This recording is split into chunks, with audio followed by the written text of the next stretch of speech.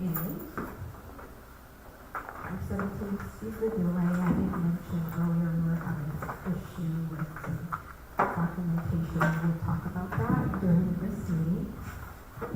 My name is Keishana Christopher. I serve as the president of the America's Finest Charter School Board of Directors. Welcome to tonight's board meeting. We are glad you are here and appreciate your investment in our school community. Before we begin, I want to review our public comment guidelines and code of conduct so that tonight's meeting can be productive, orderly, and respectful for everyone in attendance. Public comment guidelines. We welcome and value community participation. Public comment is an important part of our process, and your voice matters here. To help us maintain a civil and orderly environment, we ask that all speakers follow these expectations. Time. Each speaker will have 3 minutes to address the board. A timer will begin when you step to the podium. When your time is up, you will be asked to conclude your remarks. References to individuals.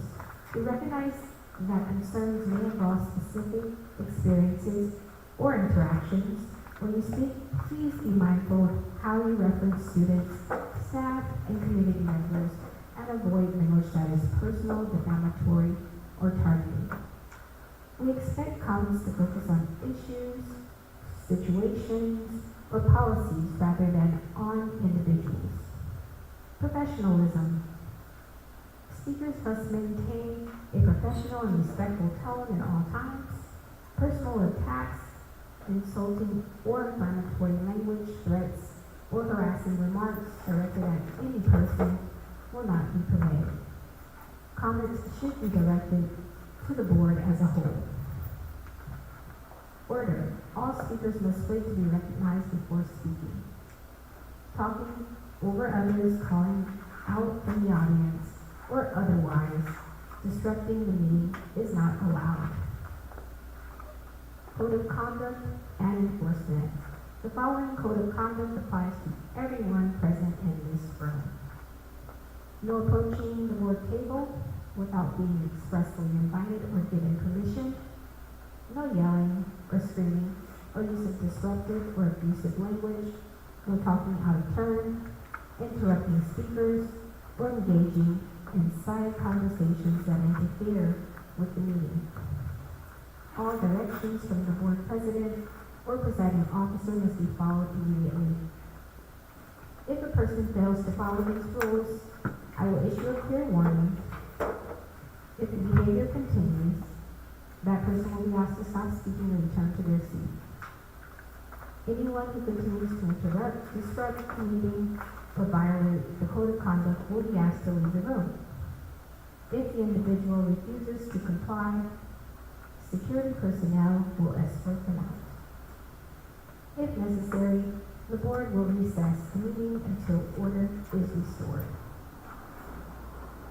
These measures are in place to ensure that the board can conduct the public's business and that all participants, whether speaking or listening, can be present in a safe, orderly, and respectful environment.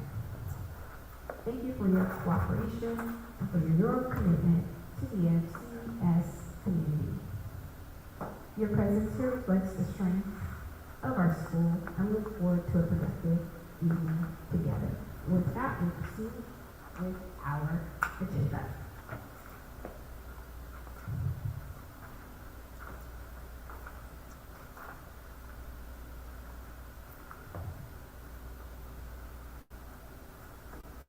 Okay, we'll call the meeting to order and roll call. Keishana Christopher, present. Virginia Lynette Morales, present. Regina Love, Present. Sheena Delahuse, Present. Steven Davis, Present. and Edward Park. Present.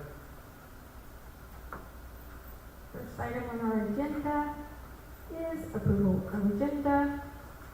I make a motion that we approve the agenda with an item stricken from the agenda that was not posted on our office door, and with the caveat there that we would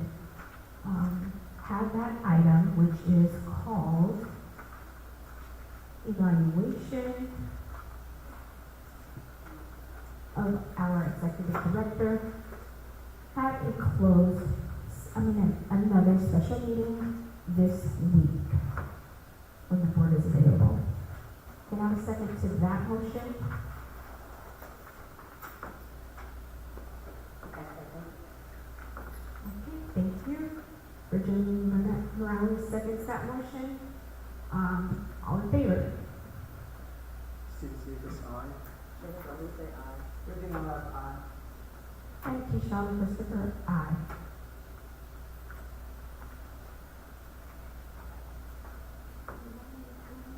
Oh, no. Motion passes. All right, proceeding with our agenda. Next item, Executive Director report, including but not limited to the current development, school events, recruitment efforts, and new building updates. Good evening, members of the board. Good evening, folks who are attending tonight's board meeting. Hope everybody had a restful weekend. Hope everyone had a great Father's Day to celebrate. So we have this report ready to give out last week, and so we are ready, and it's my pleasure to be able to report our end of the year activities.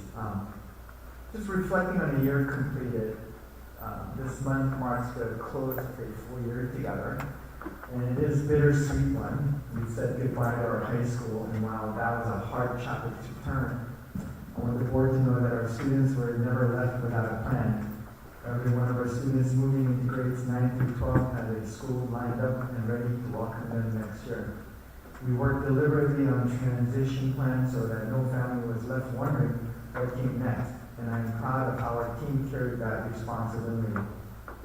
We closed the year on a high note. Last couple weeks ago, on Thursday, we held a heartfelt promotion for our 8th grade students and graduation ceremonies for our 10 seniors in their class of 2026.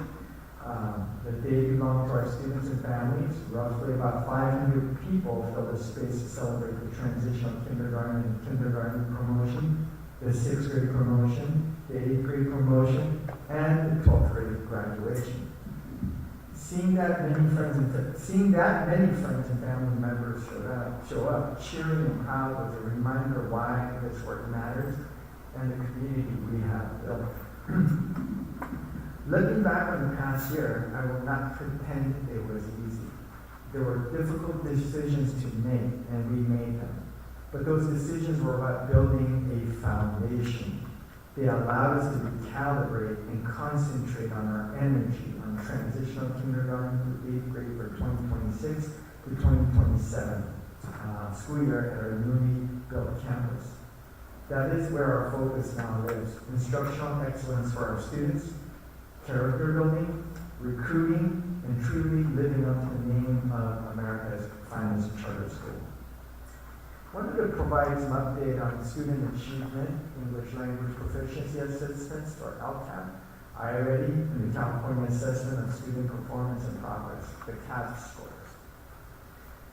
As we reflect on the 2025-2026 school year, our student achievement data tells a story of progress, persistence, and the positive impact of intentional system building. There is still important work ahead, and I want to be honest about that. At the same time, it matters that we read this year's result in the context of a year of significant transition, challenges, and growth for the organization. This year, America's Finest Charter School, AFCS, opened and transitioned to a new campus, welcomed a large new leadership team, and onboarded approximately 80% of new staff. While all of that was happening, the school worked to establish consistent instructional systems, strengthen school culture, and to implement a multi-tiered systems of support to identify and support struggling students. We provided Institute of Multisensory Education, IMSE, a structured literacy training to strengthen reading instructions, align curriculum and instructional expectations across grade levels, expanded English language development, support for our English learners, and increase the use of data to inform instruction. Given the scale of those changes, the academic growth of our students demonstrated is especially encouraging. It tells me the foundation we are building is beginning to show up in student outcomes. I want to share some very, very exciting news about our English language learners. One of the most significant highlights was the progress of our English language learners. With about half of our students identified as English learners, language development sits at the center of our mission. Results from the English Language Proficiency Assessment of California, LPAC testing, showed the percentage of students performing at the lowest proficiency level dropped from 21% to 13%, while students performing at the higher proficiency level from 42% to 46%. In plain terms, more of our students are developing the language skills they need to access grade level content and fully take part in their own learning. And we have 20 students identified as English proficiency. So that is fantastic for our students in such a short period of time. Elementary reading and mathematics. At the elementary level, students showed meaningful growth in both reading and mathematics. According to the iReady data, the percentage of students performing at or above grade level in reading increased from 7% to 14%, while students performing 2 or more grade levels below decreased from 38% to 29%. In mathematics, students performing at or above grade level increased from 4% to 13%, while students performing significantly below grade level decreased from 38% to 32%. These gains tell us that more students are moving toward grade level expectations, and that our intervention and instructional supports are beginning to close learning gaps. So these improvements show up in our California Assessment of Student Performance and Progress, which is the CAST test, which all the students in entire California take. Results as well as across grade 3 to 6. More students met or exceeded state standards in English language arts, and fewer students landed at the lowest achievement levels. The strongest gain came from literacy, which aligns directly with our focus on our strengthening reading instruction, targeted intervention, and instructional consistency from classroom to classroom. Mathematics results were more mixed though. Math remains an area of focus, and both iReady and CAST data suggest our students are beginning to build stronger mathematics foundation. And at the middle school level, the data also shows promising signs of growth. Grade 7 mathematics improved notably, with the percentage of students meeting standards climbing from 4% to 19%. Grade 8 students made gains in both English language arts and mathematics, while sharply reducing the percentage of students performing at lowest achievement levels. Middle school achievement remains an area of focus, but these results tell me that stronger curriculum alignment, intervention support, and clear academic expectations are starting to pay off. The bigger picture. Taken together, the data reflects a school moving into the right directions, even with the transitions, even with challenges that we were going through this entire year. The gains in English language proficiency, reading achievement, and state assessment for performance are encouraging. And that this is especially true given the organizational, staffing, and facility transitions we navigated this year. Literacy showed the strongest and most consistent growth across every measure. Mathematics showed early signs of improvement and will stay a key area of focus going forward. Real educational improvement takes time. But these early results suggest that our investment in staff development, stronger reading instruction, intervention systems, English learner supports, and consistent academic expectations across grade levels are beginning to create the conditions for sustained student success. And we can't wait to do more of that targeted intervention and support for the students in the upcoming year. Instructional minutes and proposed schedule adjustment. This is one of the items that we will be talking about and wanted to provide you the importance of why and why that proposal. As America's finest charter school continues to grow, we remain focused on creating the best possible conditions for student success. The schedule adjustment I am proposing supports students' safety, academic achievement, and family needs, and it helps us build on the positive momentum and growth we saw this year. Our current 8:10 a.m. start time often leaves students waiting outside the school gates before the day begins. Because the school sits on a narrow neighborhood street, our arrival also lands right in the middle of peak morning rush hours when students, families, school buses, staff, and commuters all are sharing the same roads. Beginning the school day at 8 a.m. will reduce student wait times, improve supervision, ease traffic congestion, and create a safer, more orderly start to the day. A calmer morning routine helps students walk into class ready to learn, which supports both their well-being and their academic success.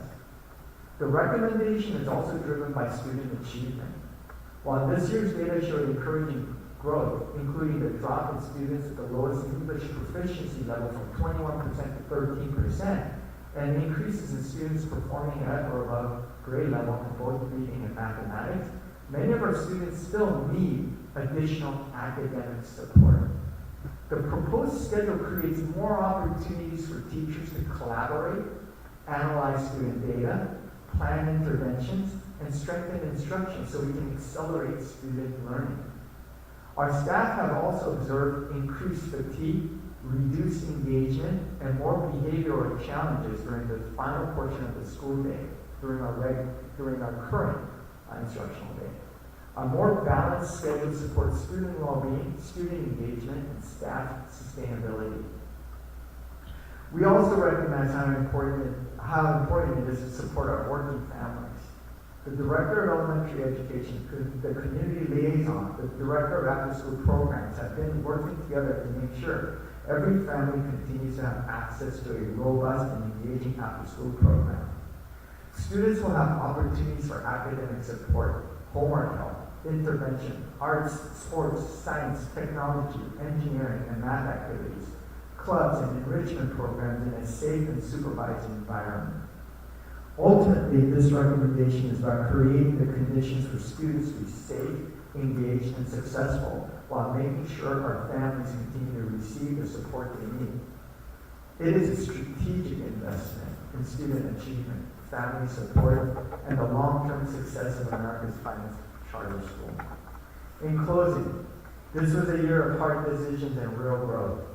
We honored our high school community with a thoughtful transition. We celebrated our students with families who love them, and we laid a foundation for what comes next. I am grateful to our staff, our families, and this board for standing with our students all through it. Our focus now is clear, and I am confident in the directions we are headed. Thank you very much. Yes, thank you, Mr. Park. I have a question for you about the instructional minutes. Yes. What is the feedback, the general feedback from staff, parents about this shift? There has been ongoing conversations in the morning. It's informal. I know that even Dr. Ali, our community liaison, has been communicating with our members as well. Do you want to share a little bit about what you have been communicating with the parents about? Yes. I take care of this in the morning, and this road is very well. It's very narrow.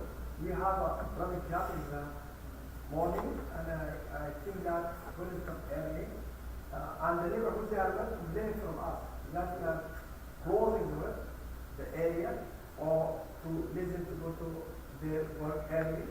And I spoke with the parents, and after that we had a meeting with the after school activities and with the director of elementary to discuss it with the parents, and I spoke. And we went to the conclusion that most of them whom I asked, they agreed that to come work early is better for them. And the neighborhood also, the people that asked me, guys, you are what, you are jumping the street, they are pleased about that. And also, I'd like to point out, by having the school end at 2:20, it gives us an opportunity for teachers to be able to do more intervention strategically for small group instruction. So anybody who stays, we have several teachers who are willing to, their contract does not end until 40 or so. And so they have an hour to plan. They have a time of instructional strategy building. They look at data, and they are able to be able to look at target students to support the intervention of anybody who is 2 levels below or more. And so we can support them on an individual basis as well too. And we have that time built in that way. Do you have any other thing to share, Anna? Yes, so to answer the staff is in support of it. They have shared, they've noticed that behaviors, especially at the latter part of the day, that the students fatigue. And because of that, the behaviors impede the learning. And so this is something that the staff believes it would be very beneficial for student learning overall. And for the families and students that need extended school, there's still that time where students can do other activities that might be of interest to them. I know that after school they share their cooking and their sports, and there's also other ways that students are learning and engaging and being able to tap different parts of them. So to respond to about what the staff thinks, they think that's beneficial for students overall. Thank you. All right, thank you so much. We'll revisit that when it comes up again on our agenda. Any other questions about the presentation from the board? Okay, moving along, we will move on to public comment. Our next item, and I've already stated the guidelines for public comment, so at this time, if someone can cue up the timer, I will call Ms. Esther. Hello, board members. How are you all doing today? It is good to see you. I actually wasn't going to speak at this board meeting or the last one, but when I looked at the agenda and I saw that I was listed as having resigned, that is not accurate information at all. So I am an educator, and I have a track record of having improved schools, elementary, middle, and high, and my record speaks for itself. When I chose to work at America's Finest, it's because I went online and I saw their data.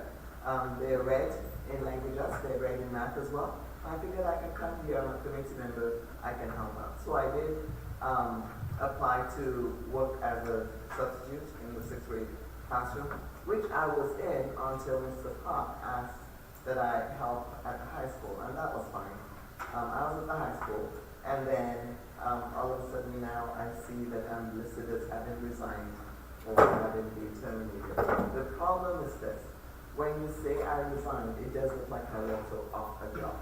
So any kind of assistance is totally not going to be available because they assume I walked off a job.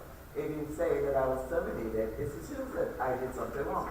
So neither terminology is okay, and I am very sure that we can find other ways or other ways or diction to represent what happened. So I did not resign. My goal is to work at America's Finest Charter School. My goal is to help the students improve. I did a remarkable job at the elementary and at the high school, and I've done a remarkable job throughout the district. This is my community. I've worked in several schools in this community, and I've also worked elsewhere. So while I'm appreciative of the opportunity to serve, I would like to continue to serve and help our kids, and I do not resign. Thank you. Second speaker, Kimberly Herrera. Hello, my name is Kimberly Herrera. I just wanted to state that there are a couple of parents that want to be board members, but there has not been any announcement for parents or the community to be involved. Everything is last minute. There's poor communication from the school promoting a language school. The parents have no clue about it. I didn't even know my daughter was learning Vietnamese and sign language. Don't parents and students have a say on what they want to learn? Should we focus on getting our scores out of the red zone first before adding another language? Parents are tired of last minute changes like the uniform when we first started. Parents try to be part of that, and they said that would help help with providing uniforms. Never heard anything after the first help with the uniforms throughout the whole year. Now hearing last minute school time changes, this is something I feel that we should have known before spring and what a lot of parents aren't even aware. I'm barely finding this out. And a lot of parents did not agree at all. I was one of many who interviewed Mr. Park and decided to hire him. Upon his hire, he stated that he had many connections to get funding back to the school tutoring and bringing back the family-oriented part back to the school, which is a big reason why a lot of these children and parents stay with the school until today. I have not seen anything that he has promised yet. Thank you. Speaker number 3, Jose Cruz. Is the microphone working? Yes. It's turned on. Last time I spoke because of the time constraints. I did not reference in my speech the footnotes.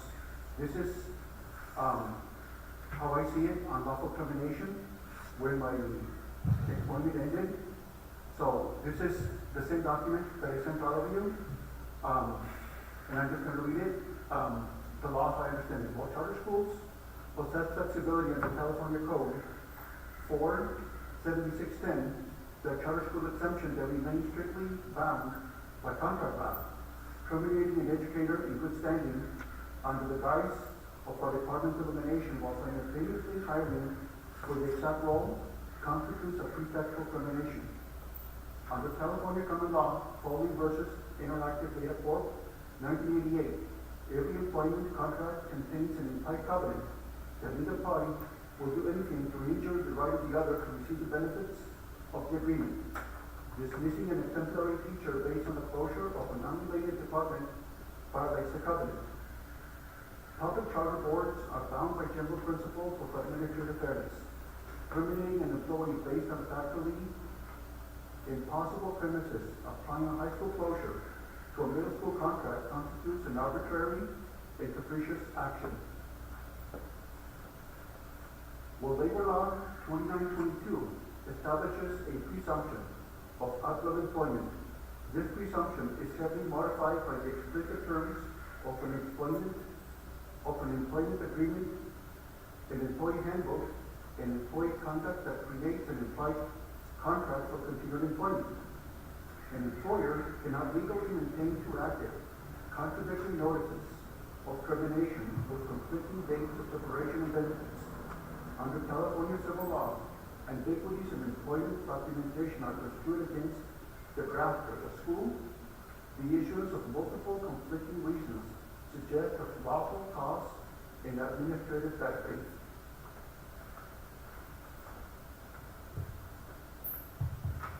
Thank you to all of our speakers again. We'll move on to item E. I want to say something. We'll move on to item E. No, This is, say something. this is not on our agenda. We have a discussion. Can you? No, it's not a can you- discussion, it's actual. Can you wait until our deliberation time during our discussions for items? No. Okay, we need to move on to item E, approval of revised 2026-2027 instructional minutes. Go ahead. So, again, during my presentation, I gave a bit of information on the instruction minutes on the why, the proposal for it. I understand there are different opinions as well, and we are looking at the most sensitive way. And bottom line is to support student learning, support the parents. And the revised schedule shifts school day from start time from 8:10 to 8 a.m., which is 10 minutes earlier, and adjusts dismissal from 3:10 to 2:20 p.m., preserving the required instructional minutes while creating dedicated end-of-the-day time for planning, collaboration, and intervention for students. This structure is intended to strengthen instructional quality, support student outcomes, and improve staff retention. The schedule has been reviewed for compliance with Ed Code Section 47612.5 And approval tonight allows the school to open at 26-27 with a sustainable structure for its students and staff. And I want to reassure the community that we are here because of the urgency we have in supporting our student instruction. We want to have an opportunity to be able to dial in, support the students, and truly get out of that red. I don't like that color red at this point.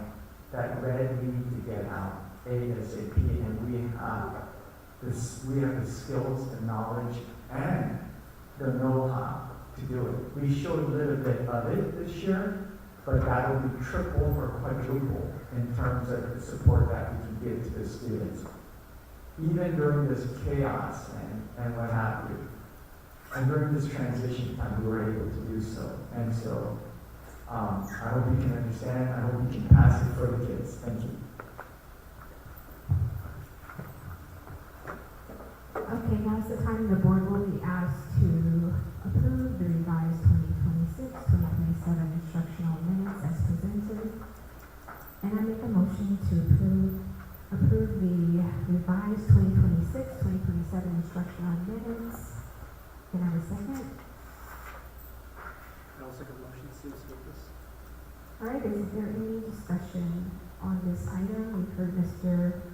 Park speak about it in our staff and a parent commenter comment on this. So is there any further discussion from the board? Yes. Can you take the mic and speak?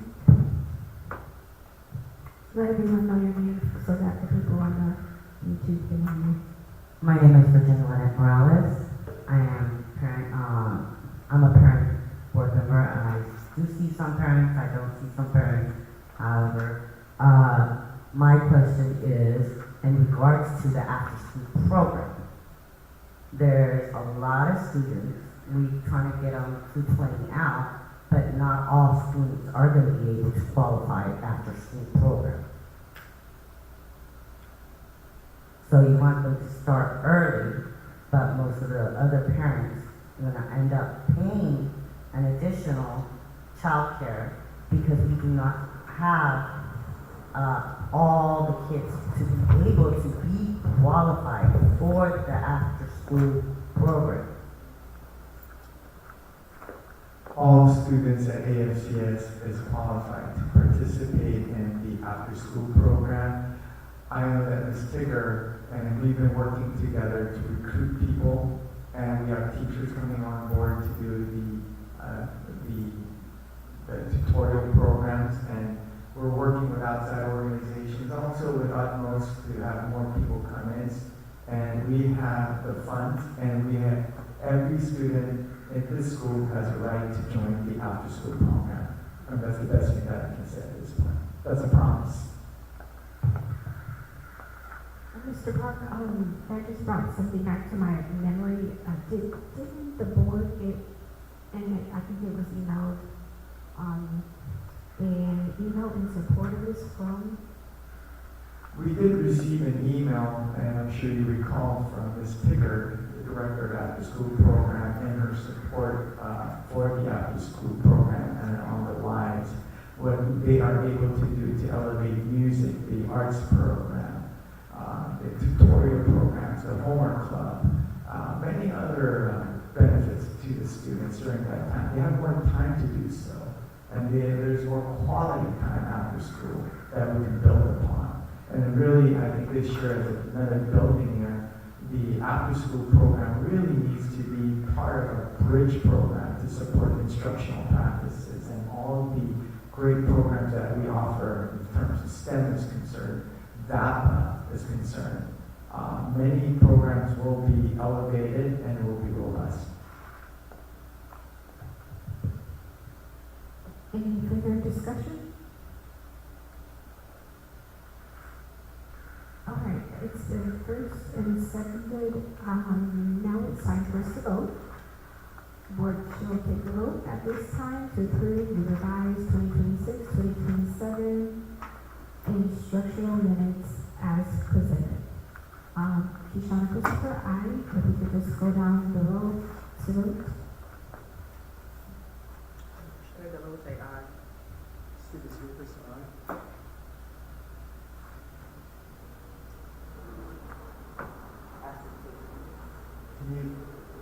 microphone. Abstain. Please say your name and your vote. Absent Casey. And I'll recuse myself. All right, motion passes. Next item. Approval of revised 2026-2027 salary schedule.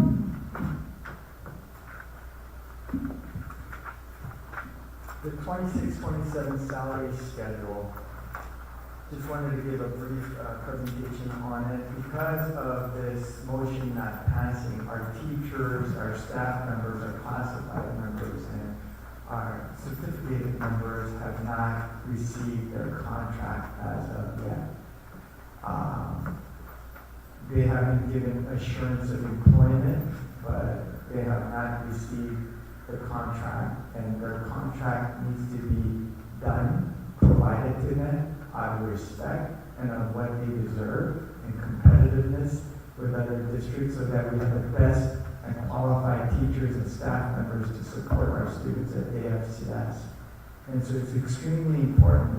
We are trying to make sure that we are competitive and also being able to provide our teachers and staff a living wage.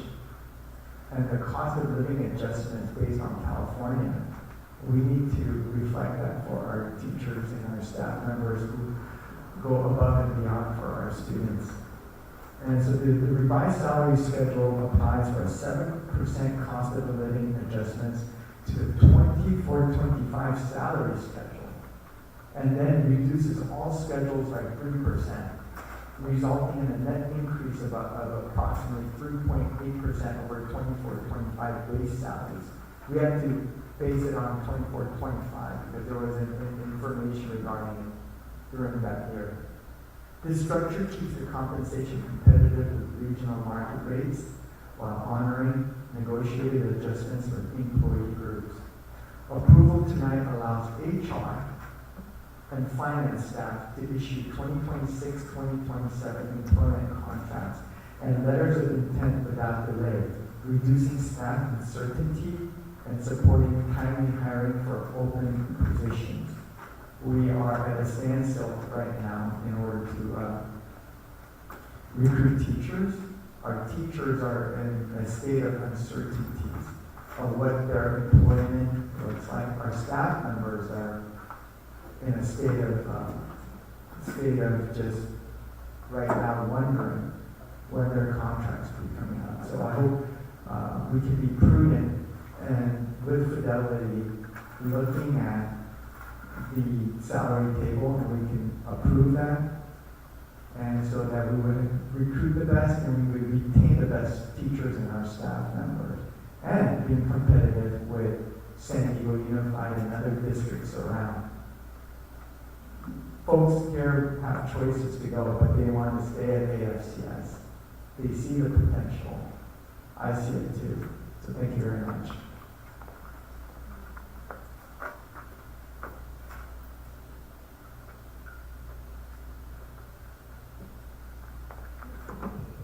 Okay, now's the time for the board to be asked to approve the revised 2026-2027 salary schedule as presented. I make a motion to approve the revised 2026-2027 salary schedule. Can I have a second? I will second. Susan Lucas. Okay, any discussion?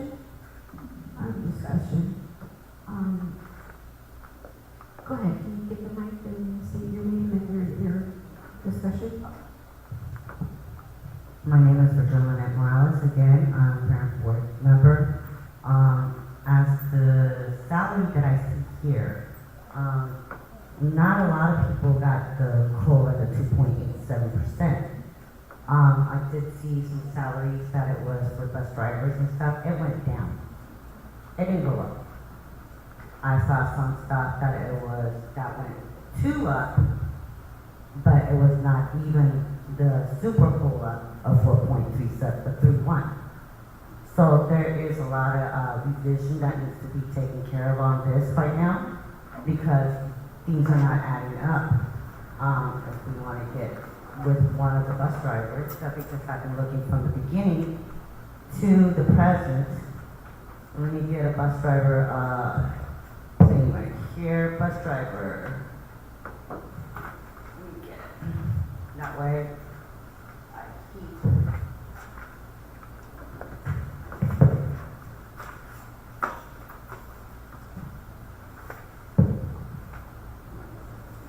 Hold on, let me get it.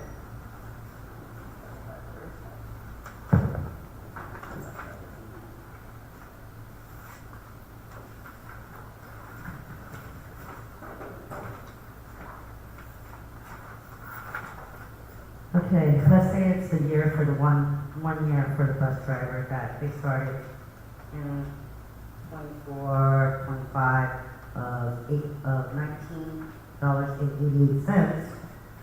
February bus driver, to say the first year for a bus driver, that is here for $30.50 on February 17th.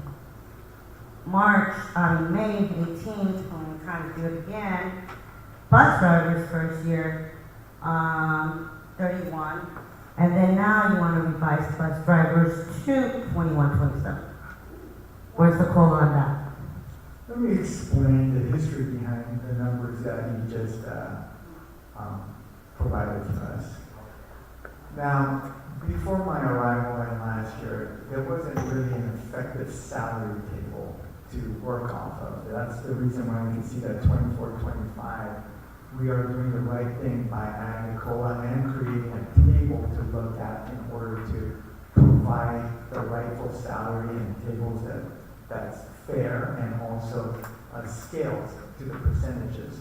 And so what I'm trying to say, previous years with previous administrators, they have given random numbers to what the person should be paid instead of looking at a parameter. That seems to be an issue. And we went through these San Diego Unified District and other districts and looking at comparable rates, and we had to create a salary table based on that with the COLA from 24-25 and plus 3.85% COLA that was through the May revise, which is the reason why you will see certain increases that are more rather than later. So give me an example. One bus driver was offered at $19 in 2021, let's say, but in 2022, when the leadership decided, well, you should receive $31. There was no parameter, is what I'm trying to say. There was nothing to work off of, nothing concrete. I hate to say this, but that is the true situation. And so based on that number, we can't reduce the wage that was already promised. So based on that, and based on the salary that's the hourly that's around at the different district level, we based it on that to give a fair amount for the bus drivers or any other members that are there. And you'll see some members are started at a high rate that was negotiated by a former leader here to that person. That wasn't based off of a salary table or classification that's around anywhere in the district, and so you have to create a position, you have to create a table so that we can work off of that table. Whatever that was done before, we use that table in order to do the percentages and the COLA and everything else that's involved to do a fair process. But we also had a litigation part. That's what we are trying to avoid. That we're trying to avoid because it's going down. That's And correct. you said competitive, right? That's not a competitive wage for a bus driver. If you want to look at other schools. Correct. If you it's look not at the competitive. previous information in there, the numbers that are in there previously, that's correct. That's not in alignment and competitiveness with other school districts. So you hit the nail on its head. We are trying to mitigate any wage claims issue and that there isn't any kind of issue that may come across that will, not have a risk for the school. And so we are trying to do by having a systems in place, a salary table that we can work off of so that each step, each year, it goes along with it, and if there is a may revise, or if there's a budgetary changes in California, so that we can abide by that formulation and be able to offer. So, we opened with competitive, but now we're not talking about competitive. Well, We're competitive, talking and about- let's say that we are trying to be in alignment with other school districts to match what they are compensating for their drivers, as well as our drivers. We can't be that far off. We want our people to be here and to work with us. And so we would be at least be able to pay what the other school district is paying, or even a percentage or 2% more, that would be attractive for them to be compensated. But there's other stuff too that we need to go by. There's people getting paid way too much, and people are getting paid way too much. Let me read this again. The revised salary schedule applies a 7% cost of living adjustment to the 24-25 salary schedule, and then reduces all schedules by 3%, resulting in a net increase of approximately 3.8% for the 24-25 base salary. This structure keeps compensation competitive with regional market rates while honoring negotiated adjustments with employee groups.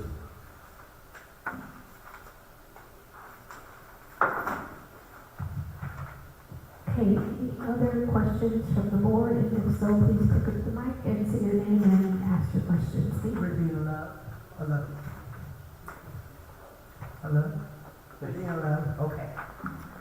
My question is, an additional 245 days. That is a year-round schedule. That's correct. Okay. 12 months. 12 months, yeah, employee schedule, yes. So at this point in time, certain classification at the school works 245 days. That's a whole year work, not a 11-month employee.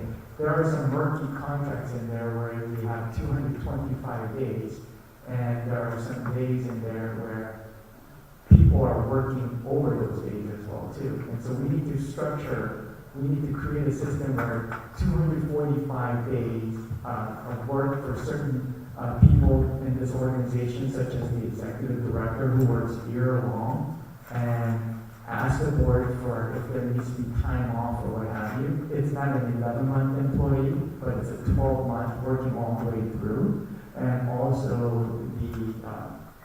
the HR person that needs to be here.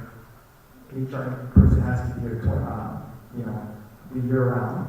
And so we're trying to systemize who works what. 188 days for teachers, 220 days for directors or what have you, and then 245 days for people.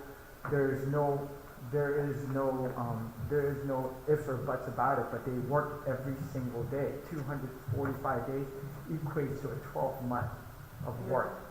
And so the calendar needs to show that. It needs to show that the work that is given has to match what your work description or your job description or your what your work entitles for you to do. So that's what we're trying to make sure that we systemize. Who works 188? Who works 188? Who works 225 or 220? I'm sorry, 225. My apologies, 220 or 245. That we have not differentiated last year. Okay, at this moment, as the majority of people, are they 220? Teachers are 180. 180, and the rest 185, I'm sorry. 20? Okay. So right now, there are many of us in leadership who are working a 220 days. Right. And we have surpassed that 220 days. Since many of the directors and leadership role have started work in early part of July. Okay, another question. We just did a whole calendar thing, right? Calendar schedule. for school? The instruction minutes No, the calendar, in for terms. days that the children are in school. Oh, We well, did a calendar change, I don't remember when, but I know that schedule was shortened. That school year was that school year was shortened, right? So, we have the enough kids will instruction get minutes. out at the end of, instead, a week ahead. Instead of like they got out on the 5th or the 15th or the 12th, they would get out June 3rd, okay? So having the 220, the 225, 245, 12-month employee schedule.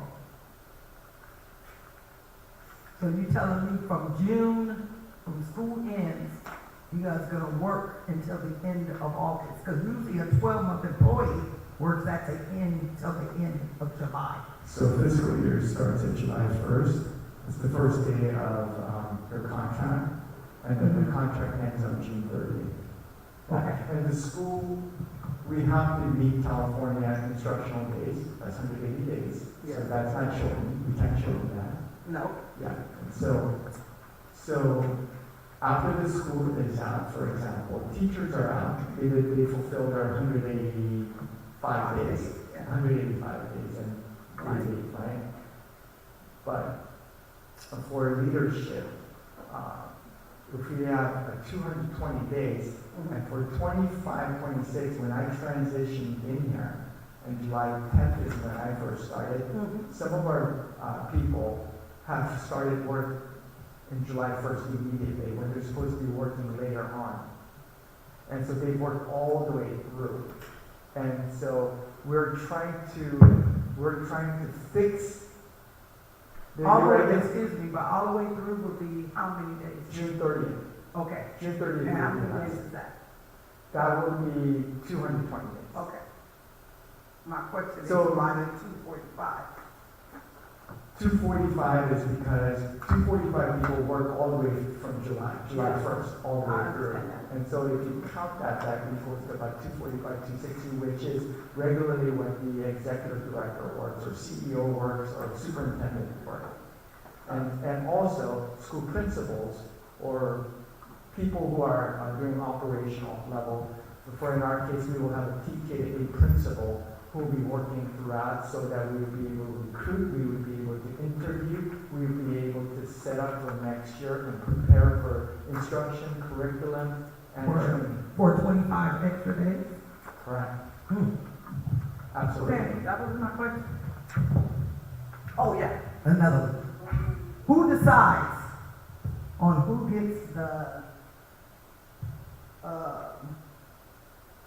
the bonuses up to 7 years? Now, does that apply to everyone or just the administrators? That's an inheritance that I received from previous, board decision, and we are not tracking back from it. I mean, we could have a discussion on that, but that seems to be one of the key factors for people staying for longevity. Those bonuses are for longevity. Okay, yeah. But does that, for all the people in the Anybody who gets 7 years, so if Dr. Ali worked in another district for 15, 20 years as a district liaison, the only years that AFCS will recognize is 7 at the highest. Right. That's for everybody. Right. Correct. And Okay. so, for example, I was a 20-year principal and director. I was given 7 years maximum. Okay, but in this position, right? Because in order to get those 7 years, you have to be in that position for more than 7 years. Correct. Okay? Correct. As a school teacher, let's say, Yeah. you come in with 15 years, but our school, which we give 7. And that is in alignment with other districts nearby, smaller districts. Huh. And so they also give 7 years, or sometimes they give 9. The first year of employment? Correct. That's the rating where they want to compensate you at. There's different salaries. Right, so my question is like, who decides? Say someone comes in So I think and that they decide, okay, we're gonna give you 7 years, even though he worked this job for 1 year. And does that, I mean, you know, how does that, how you, Can you clarify your question one more time? okay, someone came in and they worked in the job for 1 year in that position, are they entitled to the 7 years? Are they entitled to the 7 years? Yeah. I would not know the context of that, and if that had happened before, I'd be looking into it, and researching it with our HR, of course. Okay. I don't know So who you're made that telling- decision. you So know, you're telling me the people that have seniority, which has been here over 10 years or more, or past the little 7 years, would be the one that gets the 7 years? Well, I mean, I'm Not so for- sorry, Dr. Ali, to mention your name, but I'm using it as an example. So Dr. Ali's been here, what, like 14 years, right? Right. And so if he, like, So he let's was. say again, if he's from 14 years of being a district liaison or whatever, he comes to AFCS, I would like to be the representative for AFCS, and we hire him. Right. So we would start him at the 7-year At the component. 7-year mark. Yes, correct. Right, because he's been in that position. Correct. Not necessarily at this site. No. What if, okay, So if you were, let's say you work in food services right. and what have you, the Right. hourly will reflect upon the years that you've worked. That you worked in such. Correct, and you worked in that industry, and Yes, like, I if you did. came here, 30 you years. got Yeah. 7 years. We didn't get 7 years, we got 10. Okay. Right. So that's where, you know, when the salary table is set, that's how they look at it, looking at the Okay, different so districts. if I was to come and work here, and I applied for a job, and I've been in that position for a year, for my prior employment, I worked over 10 years, would I be offered that 7 years? But in the first place, your first year of employment should reflect that 7-year experience, 7 years. Okay, That's all I'm saying. okay, okay, I mean, pragmatic answer would be that. yes, it's respectful, yeah. Okay. All right, Gloria, do you have anything to add to this conversation?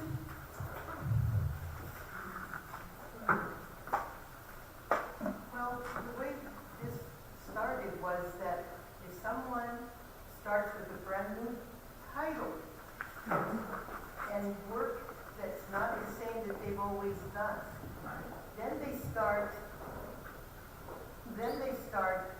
at, let's say they never had this title, and even if they've had lots of years of other experience, but then they start at year 1 with a new title. If they've had that title for 7 years, then they get their 7 years to go ahead and get that. But let's say they work, I don't know, as a teacher's assistant for 7, and they come, or for 10, and they come into this school and they become a registrar. Then they don't start at year 7, they start at year 1 because they have a different title. Okay, got it. Thank you, and, Thank you, Lauren. yes, and Wendy, does this all ring true for you? Just to throw it out Oh, there. I got From a legal perspective, there's different ways to do it, but that is one way that schools choose, yes. All right, thank you. Any other questions from our other board members that haven't had a chance to ask any questions? No? All right.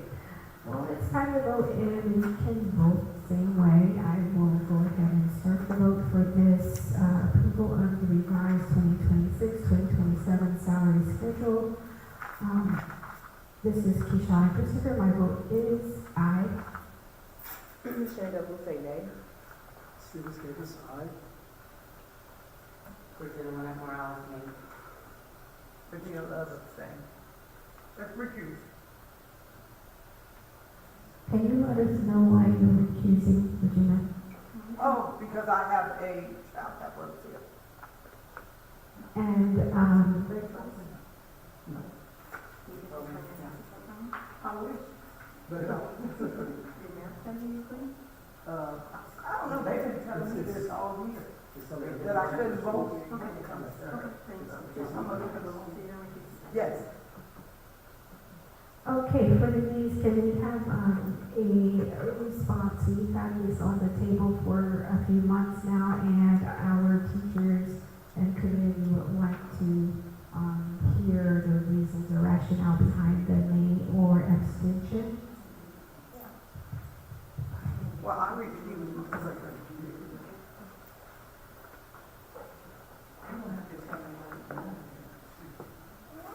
If, I'm here to answer as well, too. If you have any questions. It's a name for me because I just feel like some of these salaries are just way too high, and they need to be revised. Will you, it's time for deliberation, that's why we're talking about it as a board in public, so revisions, could mean a lot of things, so in this case, what does a revision look like that would be acceptable to you?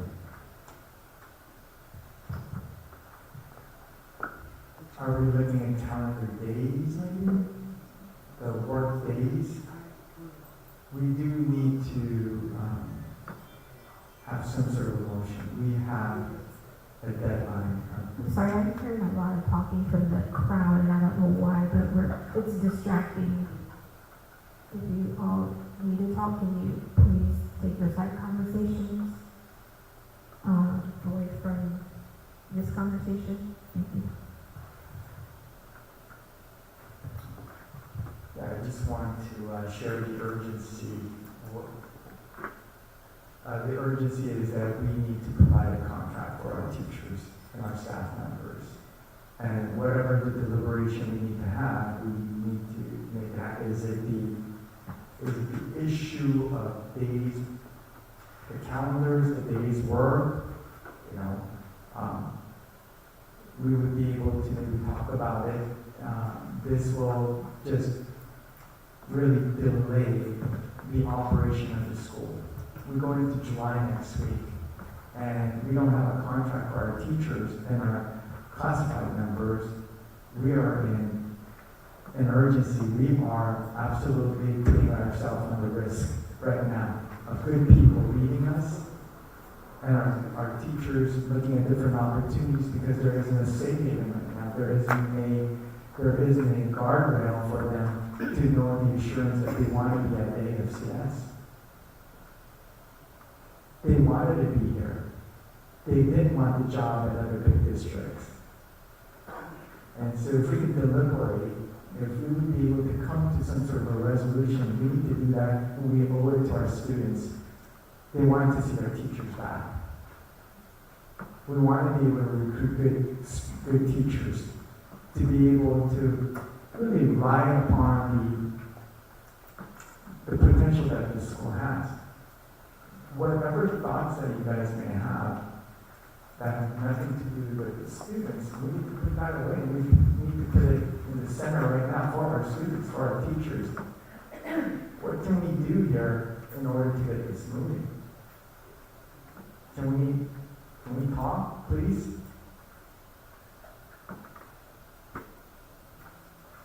Do you want this school to operationally function or not?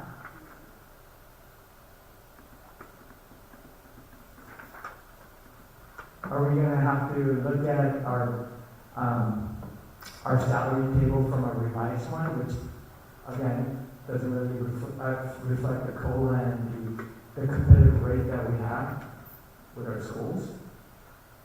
What can we do? Are we tabling this for another special board meeting? Is that what we are planning to do? Yes. I can do that.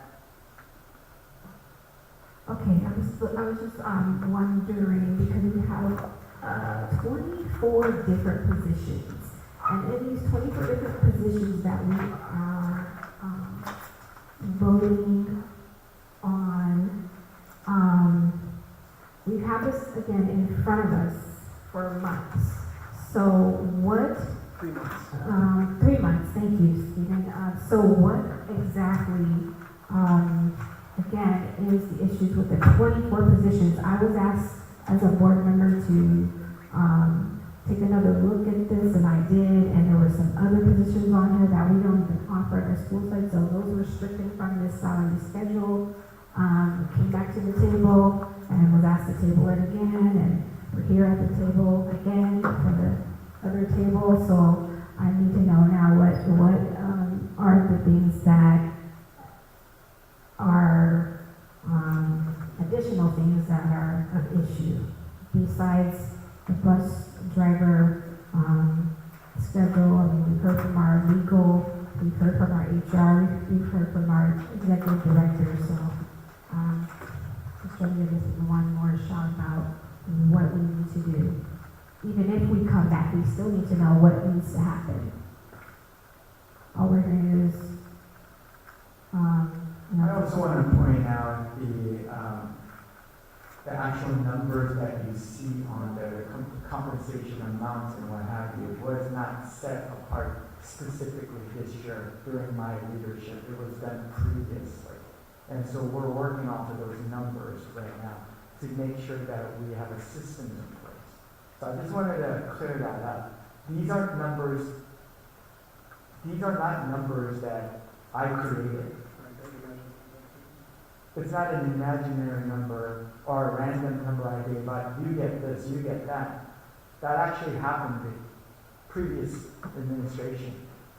So we're trying to do it right now, so that we don't get into a risk factor for the school, to protect the school. You said you already have directors that have gone over, or employees that have gone over the 220 mark, right? I'm sorry? You already have employees that have gone over the 220 mark. Correct. Because they started July 1st. How many employees? How many? I would say just the leadership alone, about 7. And how many days so far? Right now, over 20 days.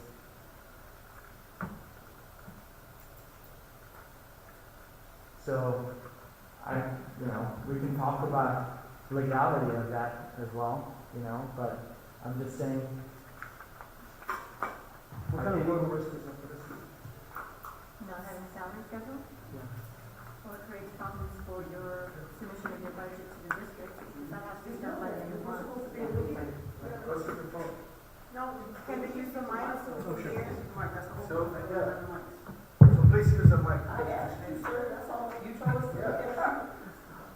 So, I'm just saying, they said they're supposed to use the mic, so I'm just asking you, sir. Because we couldn't hear what you asked him in the I'm conversation. sorry about that. Yeah. My apologies, everyone. No, I asked what kind of legal ramifications we need. So from a legal perspective, your budget is due to the district by June 30th. And if you don't have that budget there, you can face consequences from your authorizer. That can have negative impacts on the school as a whole. If you don't approve a salary schedule, your teachers or your other employees could leave because they don't have salaries in place, they can't get contracts. So you would effectively have operational issues because if they leave, then you have to try to hire people midsummer, and that's going to be a really hard time to get them. So operationally, from your operating perspective, from an operational perspective, and then the other thing you have to think about is every year the minimum exempt salary goes up, minimum wage goes up, so your salaries have to increase. So if you're not meeting that and you're not hitting those increases, not only not competitive, but you could be violating the law. And what would you say is our core responsibility as a board member? Well, you have a fiduciary duty to this school to keep it running and to make decisions in the best interest of the school. So there has to be some kind of decision that's going to allow you to meet your obligation to your authorizer to turn in a budget. Because if you can't do that, you have significant risk.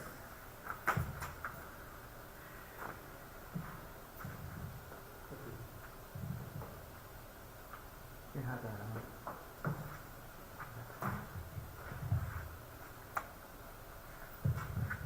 Okay, is there any other reason that we haven't heard already that is stopping us from entering into this field of significant risk?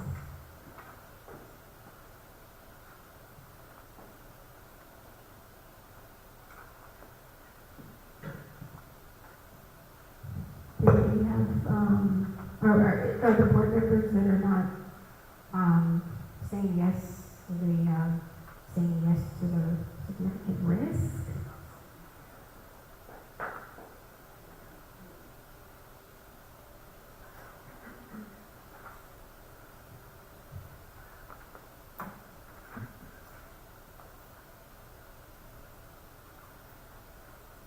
Can anyone shed any light on that?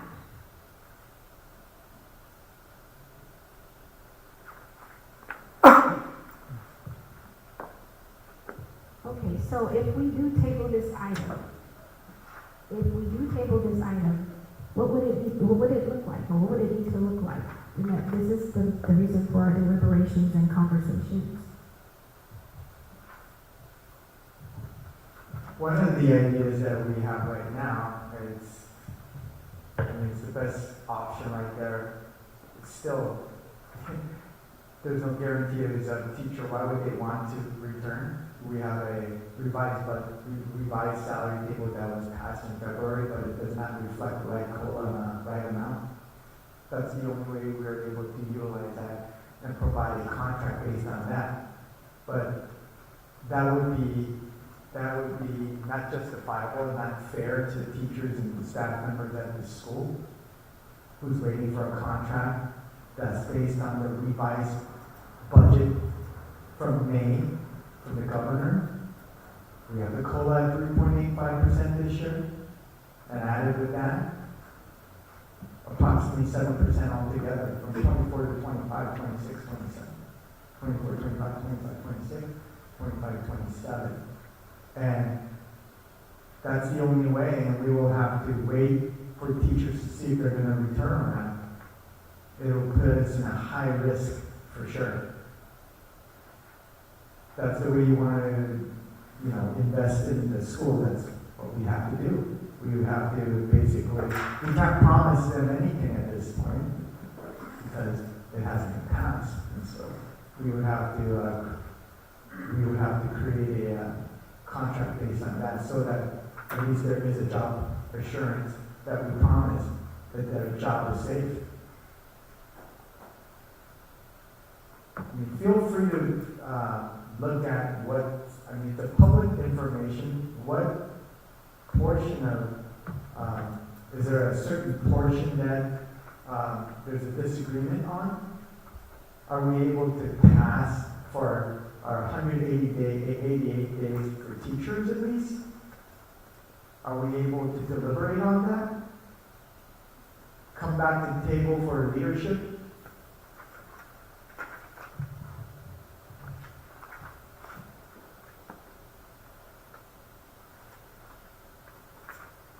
Do you have any counsel on that, Wendy? Is that something that we can do? You can pass it in part. Okay. How about that idea? So what falls in that category, just so I'm clear, is the education specialist, the certificated speech pathologist and school psychologist and counselor, the certificated teacher intervention specialist.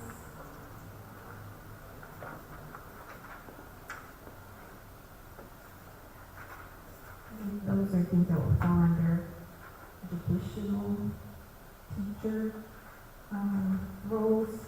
Is the board willing to pass that in part and come back to the table regarding the other?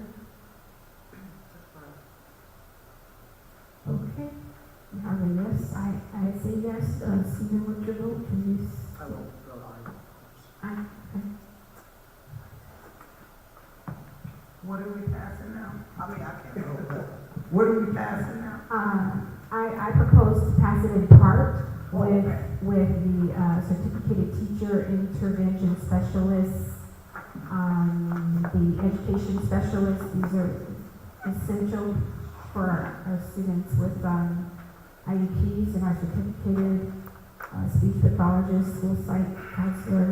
So these are three pages on the schedule that three of us had said yes.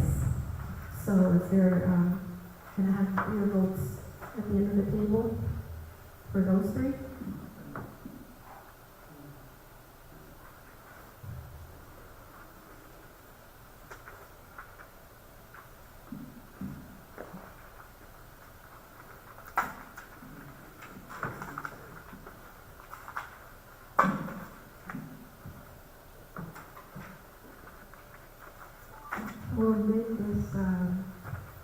and in this motion to pass in part,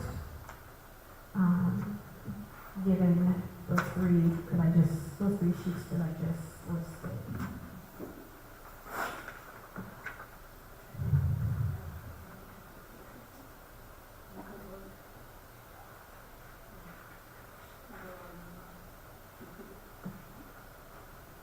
I was able to confirm with Merrick that Regina is not required to recuse herself as an interested person because she doesn't have a financial benefit from her children who work here. They don't pay her rent, they don't live in her house, they don't, I would say they can put over there. so if you wanted to retake the vote with Regina voting, you could do that. Okay. Do you have a vote, Regina, for that amended motion? For partial, yes. Okay. All right, so that's 4 votes, yes. Bridget Morales? Partial, yes. Okay. Okay, that passes for partial. And we'll come back to the table as board members stated for the others. So today we're passing the certificated salaries, or the salaries for certificated teacher, intervention specialist, education specialist, certificated speech pathologist, and school psychologist and counselor for 2026-2027 salary schedule.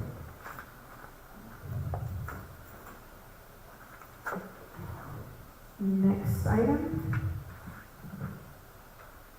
Approval of 2026-2027 LCAP and local indicators. This is another item that we have to pass for state funding. It's due in about a week or so, July 1st. Approval of the 2026-27 LCAP and local indicators. The local control and accountability plan is the school's primary planning and accountability document under LCFF, outlining actions to improve outcomes for all students with particular focus on English language learners, students with disabilities, foster youth, and low-income students. State law requires board approval before the start of the fiscal year, and the local indicators report performance on priority areas such as basic services, implementation of academic standards, and parent engagements. Approving these items tonight fulfills the statutory requirements and publicly commits to school's specific goals and actions for 26-27, supporting continued local funding without compliance risks. And so you had a few weeks to read. The objectives were written last year, the goal, and that still remains. And until next year, we have a new objective and goals that we are putting together as we prepare for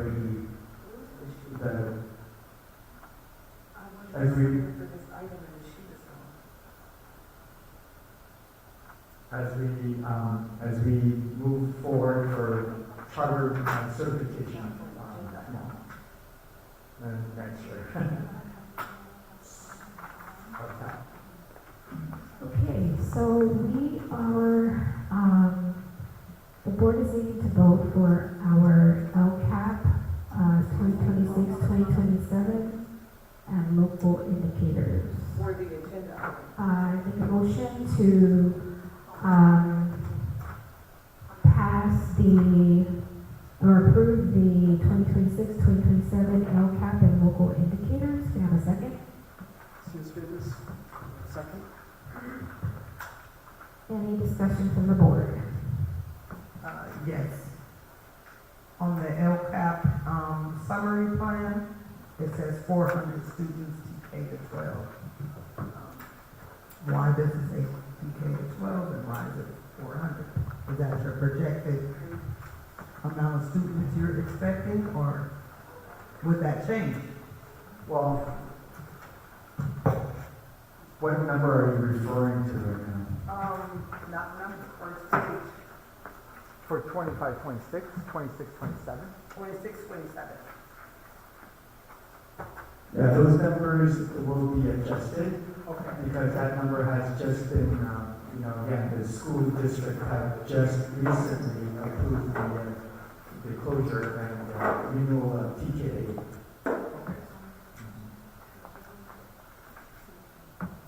So again, this, we have to turn this in to receive state funding for the students that we talked about. So this is absolutely prudent that we do this tonight. This is due, Hillary, this is due July 1st, correct? Any other questions from board members?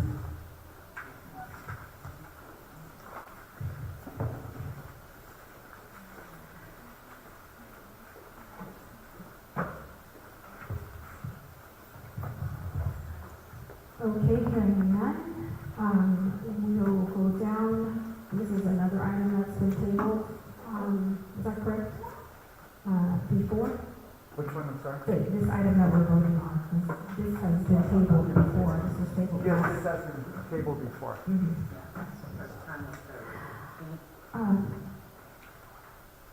Sean Christopher, aye. We have a vote on the table. Shanda will say aye. Mr. Davis, aye. Regina Love, aye.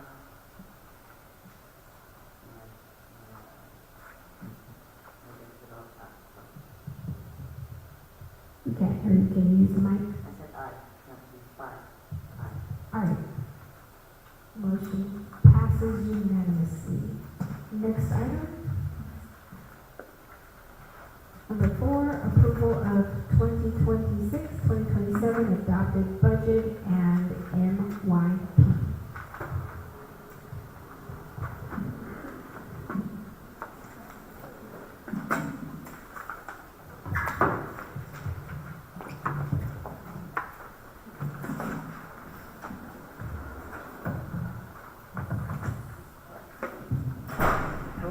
Hillary, you want to put up the narrative first? Okay, so what we have to approve tonight is our adopted budget, and before going over the Excel sheet that we actually turn in the template to the district, the county office, and the state, I kind of like to just kind of break it down and go through sort of the narrative form of this and point out some of the important things on our budget and where we are. So we'll get to the actual template at the end of my presentation here, but so for the narrative, I wanted to kind of just start with where we were last month with the May revise. I won't talk a lot here, but just, really, really good news that came out of that May revise, right? We got a larger COLA than we were originally expecting back in January. We got a big one-time discretionary block grant that is equating out to about $900 per ADA from this year. Special education funding got a big increase. You see on the board there going from almost $950 a kid to nearly $1,340. So that's a huge increase, and that's one of the things I know I talk with you guys as a board, just across the board rising costs in special ed. And really, the thing I really wanted to update you is there's potentially even more funding. There's negotiations that are going on. The state, lucky for us, we have to approve our budget before the state does.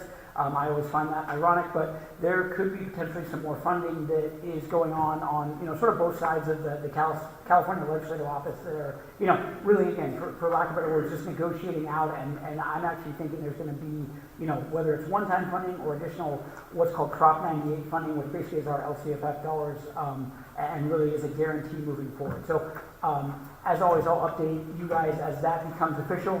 But all that good news, I just thought it was worth kind of sharing where we were at the May revise and all the positive things that came from that just over the last 3 to 4 months. And with that, Hillary, you can scroll down for me for the next one, please, for me. So, and then real quickly too, I wanted to touch on, hey, because sort of our financial train is a linear line that is always going, and so I wanted to just touch briefly on how we're projected to close 25-26. That final report is what's called our unaudited actual report. That'll be due at our September board meeting. And so again, these numbers aren't final, right? Obviously we still have, a lot of bills and payrolls to go through for this fiscal year, but just wanted to give an update on, hey, for 25-26, we're projected to actually deficit spend, approximately $750,000. A couple of the things here, and I'm hoping these are things that you guys have heard me say probably ad nauseum throughout the year. One of the bigger differences is just we kind of really got behind the 8 ball from the beginning, where our adopted budget was based off a much higher ADA than we ended up getting to, right? So that was 357 and adopted. Our final P2 came in at 297. So a difference of 60 there. Just LCFF revenue alone, and I'm trying to just keep this simple, that's $1 million sort of loss on just top line revenue. And then the other thing I wanted to point out too was, of that 357, 100 of that was projected to be high school ADA. We only came in at 46 for high school ADA. And again, one of the reasons that's significant is with our lease over there at the Estrella site, we get a SB 740 program reimbursement from the state of California. So those revenues, came in $86,000 less than we originally expected, just because of that drop from you get paid per ADA that's at that site. We had lower ADA that ended up being at that site. And then on the expenditure side, just a couple things I wanted to touch on, and again, not to drag out, but if there's any questions, please, our legal fees, our original, legal fee budget at this time last year, right? So it's kind of a coming full circle moment. We budgeted $60,000 for legal fees for this year. We're approximately going to spend $250,000 on legal fees this year. So that's a huge, previously I was talking about some of the revenue drops that we had, and now this is sort of an expenditure creep. And then one of the other things just that's kind of come on the back half of the year was our gas and electric. We budgeted $50,000. We're projecting to spend almost $180,000 on gas and electric.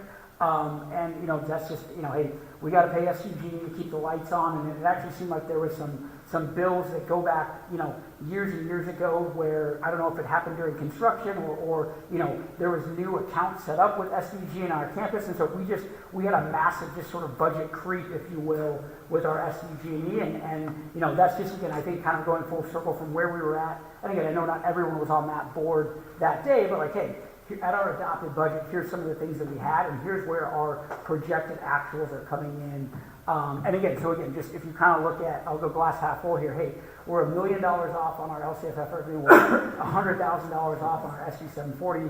We had two expenditure items there, go over by, a combined, 300,000. Hey, we should be in the whole, in a lot greater amount, right? So, hey, the 750 is a big red number. I'm not trying to just finish that, but I think those are just kind of things that popped out to me, and I think as we get closer and close the books, which we do now, once we send, sort of my team, once we get the adopted budget done, we now work on closing this current fiscal year, and so at that September meeting, I'll have a full just sort of narrative on how 25-26 went. And so, again, it's still in process, but as we kind of get towards the finish line, those are kind of things that stuck out a little bit to me.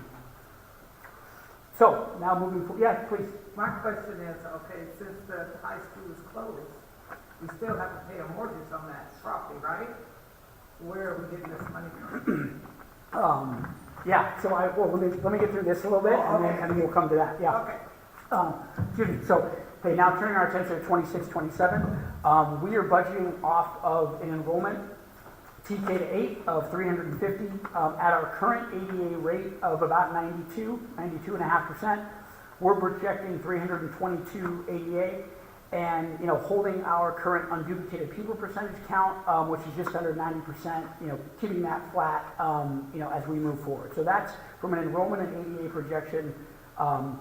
The target is 350 with an ADA of 322. And just to refresh the board too is, hey, we get paid off of ADA, not enrollment. So if we have, only 50% of our kids showing up every day, we're only getting paid off of 50%. So that's why trying to keep, hey, that, and I say this, 92% is good, but hey, if we could get to 93 or 94% attendance, that's, $100,000, $150,000. So, every sort of percentage point that we can creep up closer to 100, right? I don't, 100 is not, I'm not saying it's not possible, but it's, 92 is good, but hey, getting to 93, getting to 94%, that would probably result in, $300,000 to $400,000 more revenue dollars for the school. So I think it's always just important to remember, hey, we're paid off ADA attendance, not enrollment. So you can go down to the next slide for me. So on a top line revenue, 26-27 revenues, 6.6 million. Excuse me, board, I had just a minor typo on the LCFF revenue sources. Those are combined to be like 4.8, not 3.2. I accidentally put the in lieu number there, but so 70% of our revenue is our LCFF sources, which is unrestricted. Basically your just standard ADA-driven revenue. 70% of that is our ADA. The other side, I'm going to kind of just focus on the restricted revenues for a portion there. Just under $2 million. So about 30% of our revenue is these sources here. That includes our title funding, our special ed funding, our funding for our ACEs and EWOP, extended school year, school day programs, One of the things I want to point out in there is the student support and professional development block grant. That was one of the items from the May revise, approximately $900 a student, $260,000, injected into next year's budget based on kind of some of that positive information from the May revise. So 6.6 million of total revenue, 70% of it, 72% of it is unrestricted, ADA driven, and then again, a big chunk on that restricted side between our title funds, our special ed funds, our after school program funds make up the majority of our restricted dollars. So you can go to the next one for me, please. So expenditures, 6.4. So just quick math right there, we're projecting about a $200,000 surplus on budget. I'll talk more about that in a second. Our biggest cost, right, is our staff. It's our teachers, it's our administrators, it's our support staffs, and it's also, not just their salaries, it's the benefit plans, the CalSTRS pension obligations that go with that, and, the taxes that AFCS as an organization pays, for employing those people. So 4.3 million of 6.4 of expenditures, that's our staff. That's, our classified, our certificated, the benefits, STRS obligations that go with that. I kind of grouped these into our instructional program costs, which is our curriculums, materials and supplies, computers, professional development, special education services, basically anything that is directly, impacting the students that's not, one of our teaching or administrative support staff is kind of where the instructional program costs.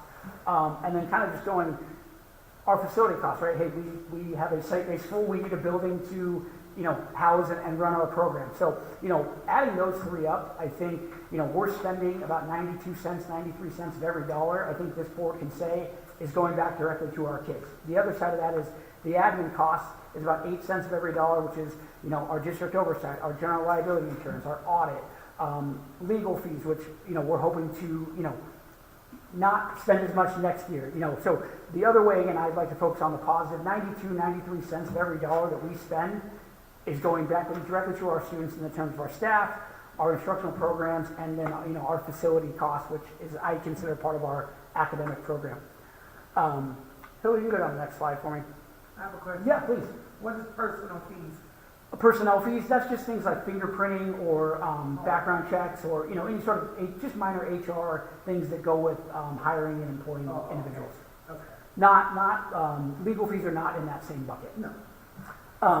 So projected ending fund balance, as I said, 6.6 million of total revenue, 6.4 million of projected expenditures. So that gives us a surplus at adopting this budget of just over $200,000. So again, hey, taking the $750,000 deficit spend, we as a board, at least, hey, on paper with this budget are able to flip that script almost $1 million going into next year. Hey, we're taking what was a $750,000 deficit for 25-26 and projecting a $200,000 surplus. What that does cumulatively for us is we're able to add to our ending fund balance from this year of just over $1 million. So our projected ending fund balance at the end of next year, 1.2 million.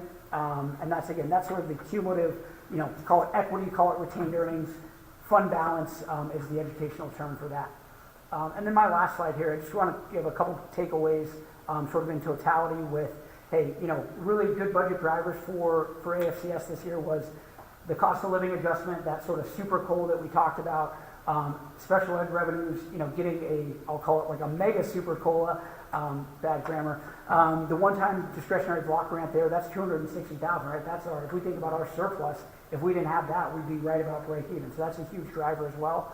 And then kind of coming to Ms. Virginia's question, hey, rejection in high school specific costs, right? Hey, we had just alone facility costs were $450,000 for that site this year in terms of the lease, the gas and electric, the janitorial, the general liability insurance that we have for that building. And so, hey, that's a big driver as well. I'll come back, I promise. And just a couple quick budget constraints, right?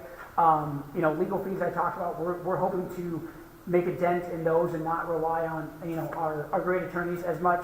But then also, special education program deficit. I think this is one of the things, hey, even with that boost that we're getting, which is great, going from $950 to $1,300 per student in SPED revenues, we're still expected to have a SPED deficit of about $550,000. And so what that means is, hey, our SPED expenditures are outpacing our SPED revenues by, you know, a little bit more than $500,000. And so again, that's, you know, unfortunately, it's a reality that a lot of my charters face. A lot of school districts are, you know, hemorrhaging on their special ed, and that's, you know, just a little bit of the reality that we're in right now. And so I like that the state's making an effort to sort of help us that, and you know, hopefully maybe there's some of that other money that comes through is specifically designed for SPED, but that is, you know, hey, said differently, if we were, say, break even on our SPED, which is not a reality, but hey, our budget would be then, say, $700,000 in the black. So just a program thing, I wanted to just comment on that.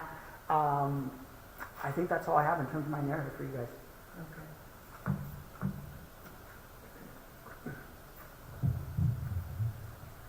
Any other? Yeah, and then just real quick, just what Hillary's bringing up here is the actual template that gets sent to St. Unified. It's hard to look at, and I look at this stuff all day, but this is the template that gets sent in. Is this the balance sheet? No, that's not the balance sheet. We're not to that. We're still within the adopted budget portion. So there's another document that is the actual template that St. Unified sends out that gets submitted to them.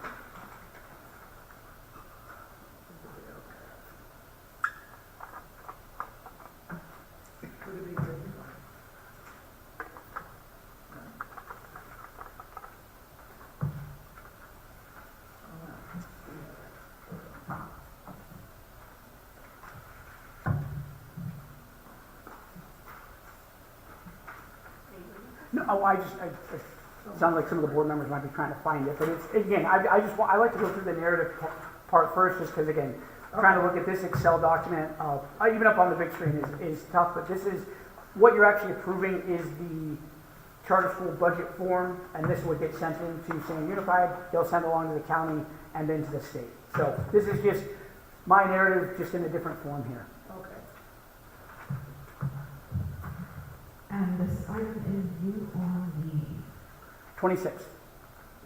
Overdue. No, we have till Friday. Say yes.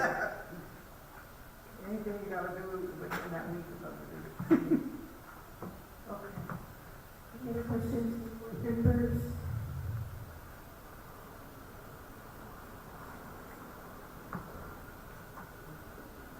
Other than where we're gonna find the money to pay for the mortgage that's property up there.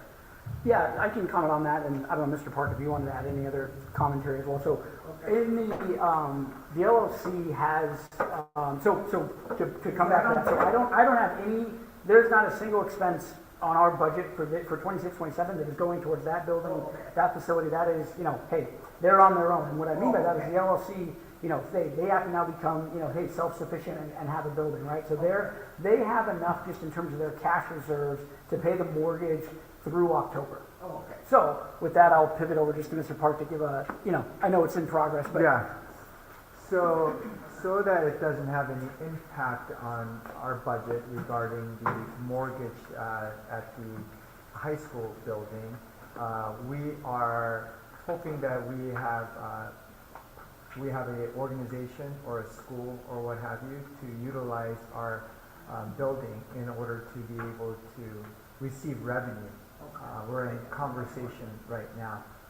We're hoping to get that, you know, I'll update the board on it, but we hope to have that locked in hopefully in the next couple months. But we do have some time, and we are trying everything that we can to make sure that we keep this building and that we would be able to get the revenue to sustain that building and utilize that building later on for the future of AFCS in the best interest. We got enough cash flow for that, right?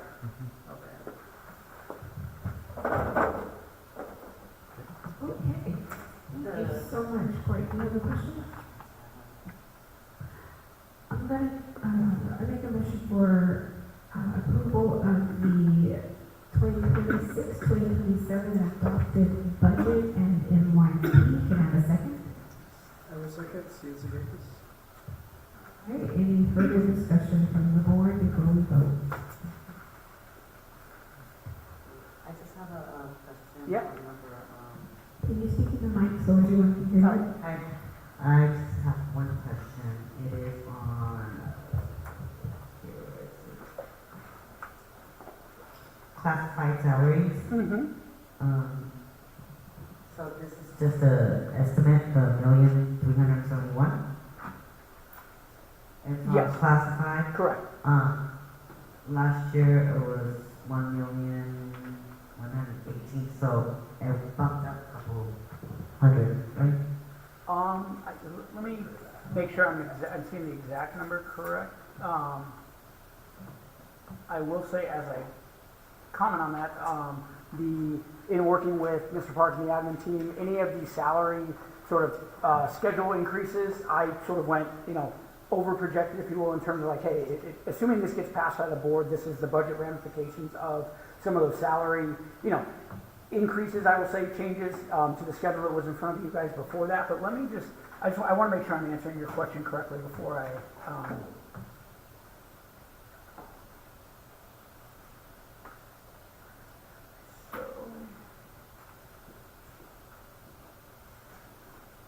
So in comparing like this year, 25, 26 to 26, 27 to this current year we're about to finish, we're actually going to have about $320,000 less of classified salaries in the budget. So from year over year, we're showing a decrease of about $300,000 in the classified.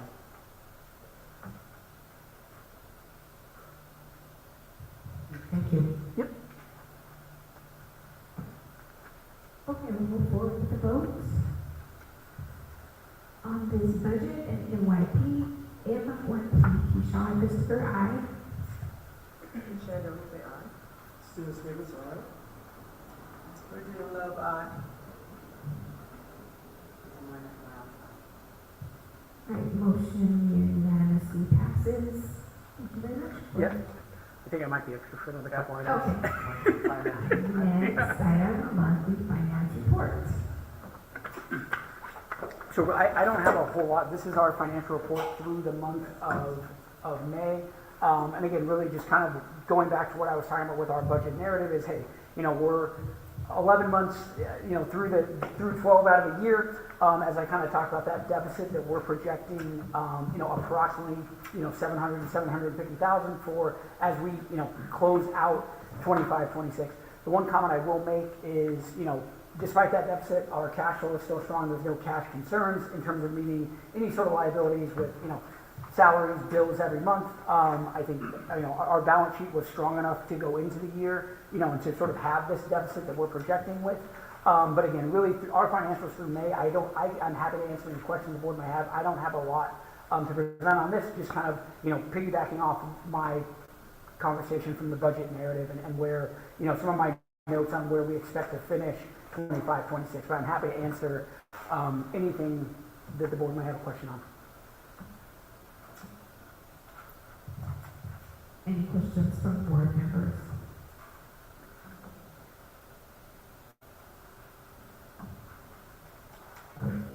Hearing none.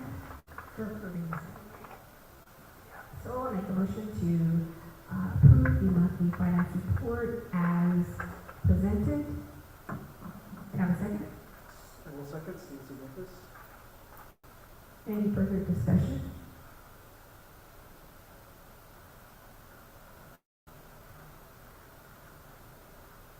And you were prepared to present this last week?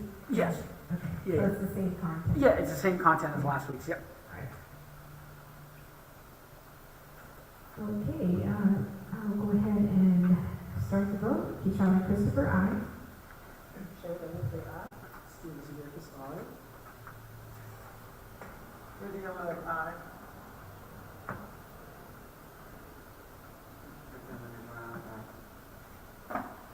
Motion passes unanimously. Item 6, approval of 2025-2026 EPA expenditure resolution. Final. Yeah, I can talk through this too. So, as part of our LCFF funding, it's kind of made up of three parts. There's LCFF state aid, there's LCFF in lieu property taxes, and then there's LCFF education protection account funds. These all kind of combine together to be what's called our principal apportionment funding. These, as I mentioned earlier, are unrestricted, except for the little caveat with the education protection account. This is actually something that was passed on voters, I think, back in 2010, and then they brought it back again in 2012 or 14. It's been a while, but the only sort of restriction, I'll call it red tape, that we have here is a expenditure resolution on, we just have to post how we spent the money. And again, this is our state aid, you know, unrestricted dollars. And so historically in the past, looking back on, you know, I was contextually, every church school I work with has just put an allocation on this, and we spent it on our teacher salaries. Looking back at prior AFCS resolutions, they designated it on teacher salaries, and really that's sort of the long and the short of it. I've already talked about this probably too much here. What we're going to do tonight is we're going to pass a final one for 25-26 because we know, based on our attendance for the year, where our final EPA dollars came in at. And then what I think is good board practice is to do a preliminary one for next year. We post these up on the website, and if San Diego Unified's ever looking, or you know anyone at the county office, it's kind of good. I think just best practice to have a final one for the year that just ended, and then a preliminary one. And again, the numbers are very similar. And again, the allocation, at least per this resolution, would just be to allocate these dollars towards, you know, certificated teaching salaries. And again, so the next two items is one is the final for 25-26, and then the next one, now that we've approved the budget, is the preliminary one for 26-27. And you'll see the EPA number, I can talk about it when it pops up there, is very similar to the $59,524 for this year.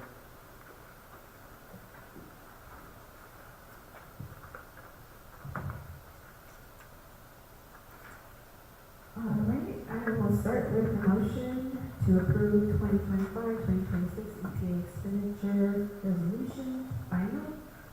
Do I have a second? I will second, Steve Siguentis. Any further discussion from the board?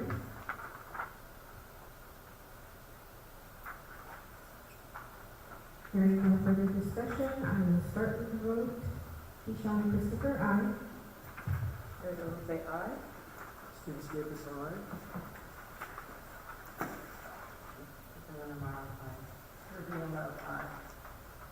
Motion passes unanimously. Thank you. Item 7, approval of 2026-2027 expenditure resolution preliminary. Exactly. So same exact resolution, 64,400 of our projection for next year, based on our 26-27 budget.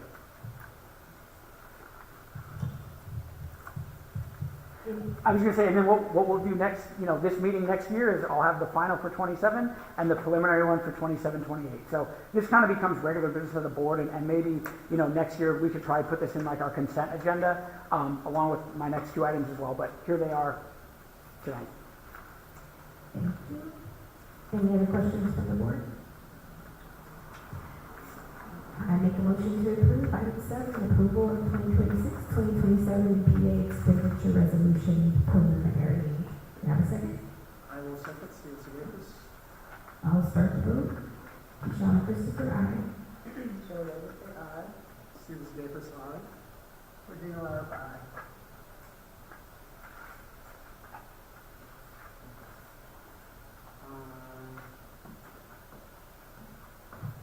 I know it's back when Costa, questions, okay. Okay. Motion passes. 8, number 8, approval of 2025-2026 Prop 28 certification and annual report. Yeah, so this is one of the restricted fund sources we get is Prop 28, which is for arts, music, visual performing arts instruction.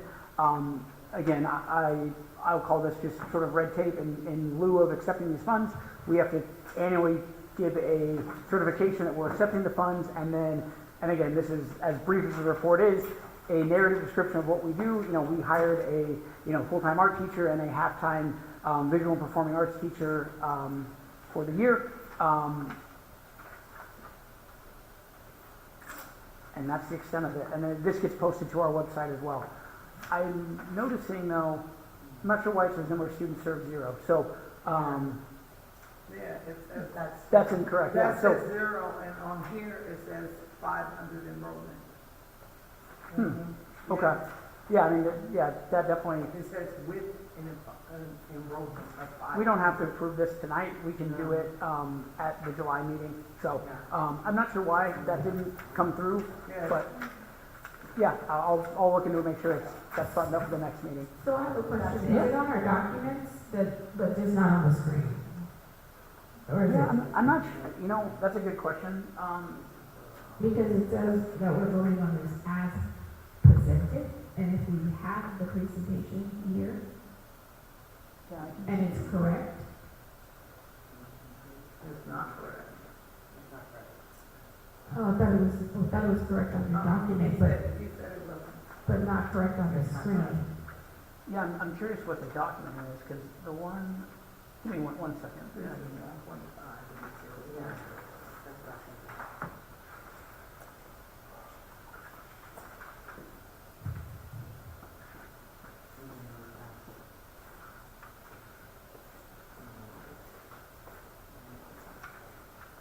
Yeah, the one that got downloaded from the site, for some reason, this has 0 number of students served, which obviously we know is not correct. So, Right. this can be tabled. It didn't have to be done tonight, so I was Okay. just had a laundry list of things to go through, so I figured I'd add this. But I can make sure that's correct, and we can bring that back at the July meeting. That's okay. All right, we'll be tabling item number 8, number 9, approval of 2026-27 consolidated application to federal funding. Yeah, so this is just what we have to do every year for participating in our federal Title I, II, III, and IV programs is turn in what's called a consolidated application. This is basically just our application that we are going to be participating in these federal programs, abiding by the, you know, regulations and rules that they have. Certain things, Hillary, if you want to, you can pop up the document in terms of, you know, there's a certificate of assurances, there's a protected prayer clause, for our Title III EL students. There's just a brief little, you know, narrative on the services there. But again, this is pretty standard year over year. This hasn't changed in the 15 years I've been doing this, but this is just our application for federal funding. Okay, I make a motion to approve the 2026-2027 consolidated application for federal funding. Can I have a second? I will second, Steve Davis. Any discussion from the board? Any further? No, hearing none. I will start with the vote. Shauna Christopher, aye. Megan say aye. Steve Davis, aye. Regina Love, aye.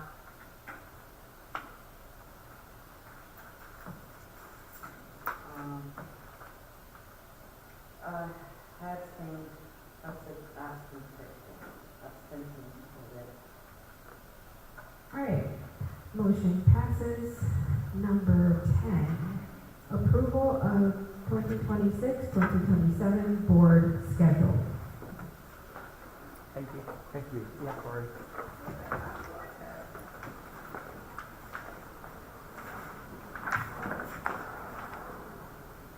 The annual board meeting. 1, 2. 1, 2.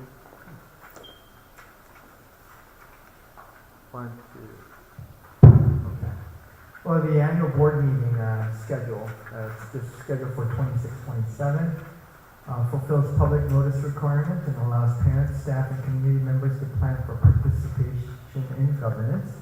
The 26-27 schedule is aligned with major compliance deadlines, budget milestones, and reporting requirements. And approval establishes a clear governance calendar for the year ahead.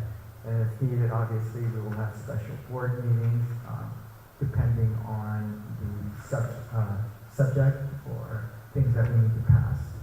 And also want to point out for July, there will be a board retreat. People can make it on July 16th to 2026 from 9 a.m. to 2 p.m. at PKA 8 campus. The agenda will be provided to you, but it's basically the planning for next year, training for our board members, fiscal responsibilities and governance. We're going to be looking over roles and responsibility. We'll look at handbooks and what have you, and talking details to make sure our governance is succinct and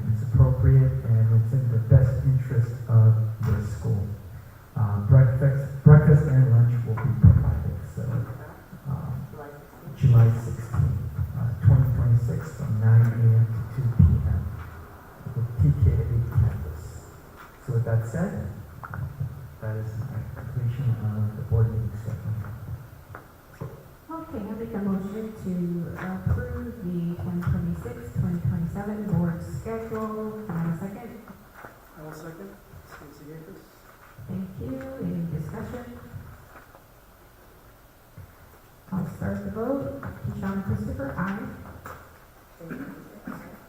Stacy Gakos, aye. Virginia Love, aye. Motion unanimously passes. And item F, our consent agenda. All items listed under the consent calendar are considered by the board in one action. There will be no discussion of these items prior to the time the board votes on the motion unless board members of the board, staff, or public request specific items to be discussed and or removed from the consent calendar. I make a motion to approve the consent agenda. It's called consent agenda in one spot and then consent calendar, so I'm sorry about that. Can I have a second? I will second. Stacy Gakos. Any discussion on any of the items? There's 30.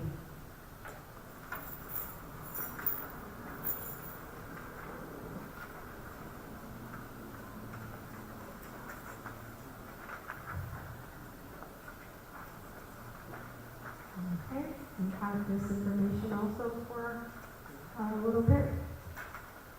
So, I will go ahead and start the vote.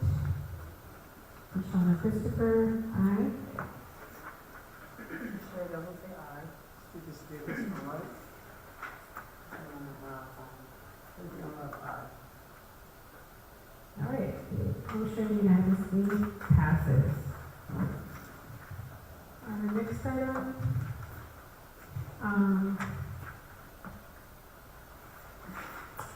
public comment on closed session.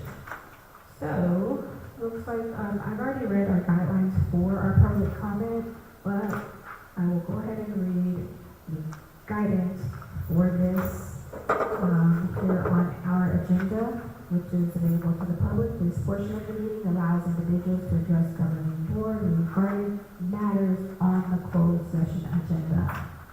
Please, there's no click. Okay. Anyone signed up for that? I didn't see anyone. And so we will now recess to closed session. Thank you.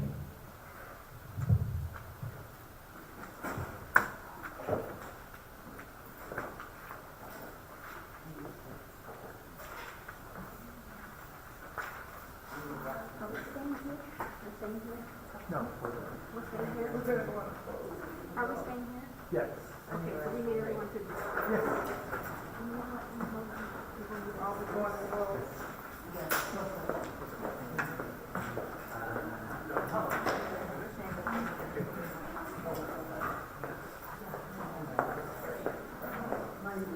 Anybody needs to use the restroom?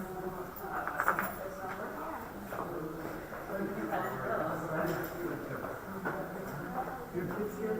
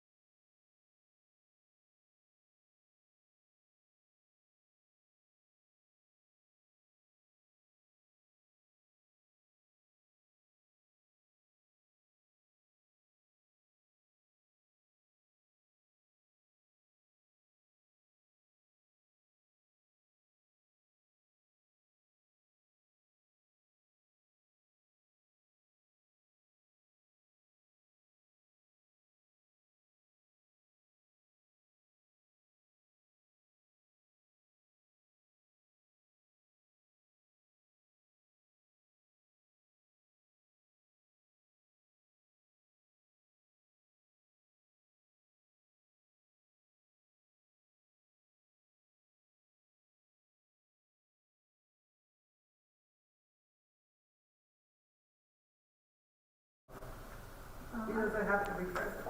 No, as long as we have some administrator here to tell. Very well. He does not have to be here, Okay. because it's just closed session. Unless you want him here, it's up to you. So that's, this is Sunday. So we're waiting for Christina and Steve's answer. So we're On a bigger day. Monday's okay. This week.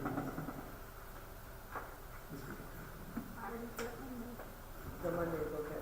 Yes. Monday's good. We will have admin designate.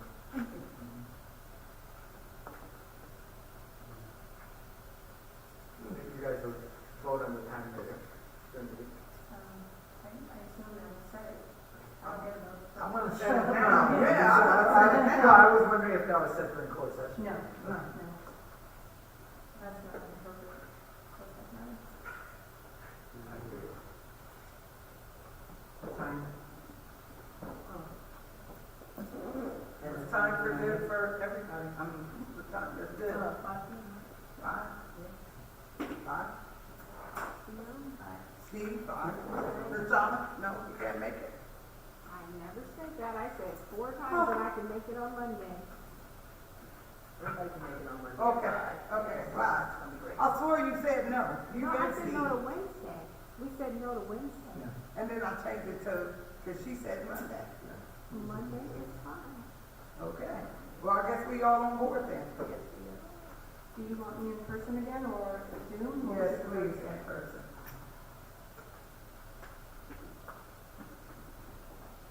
Oh. I'm home, yeah. Oh,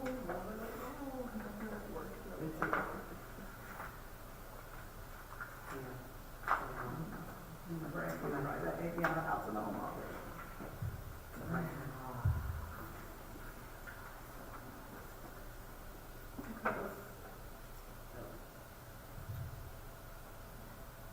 Ron? Okay, we are adjourned to open session. And we have no reportable actions taken. During our closed session meeting, no reportable actions taken. And the next item is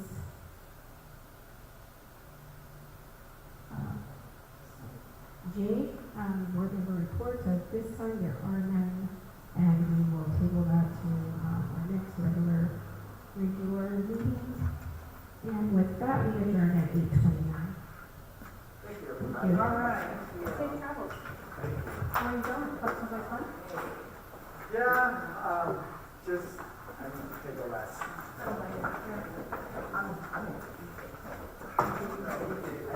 All right, everybody have a good one. I got 9. See you guys. Bye, thank you. Thanks, everyone. Thank you. We got like 5 days of nappies. That's wonderful. Yeah, absolutely. Have a good night, thank you for coming, thank you. Thank you, Shayna. See you, take care. Oh, you can just be there, we'll throw everything away. Let's just, we can close out Zoom. Oh, did we close the Zoom? Yeah. We did? So YouTube's still streaming. I think it's still streaming. Oh, you haven't turned on that.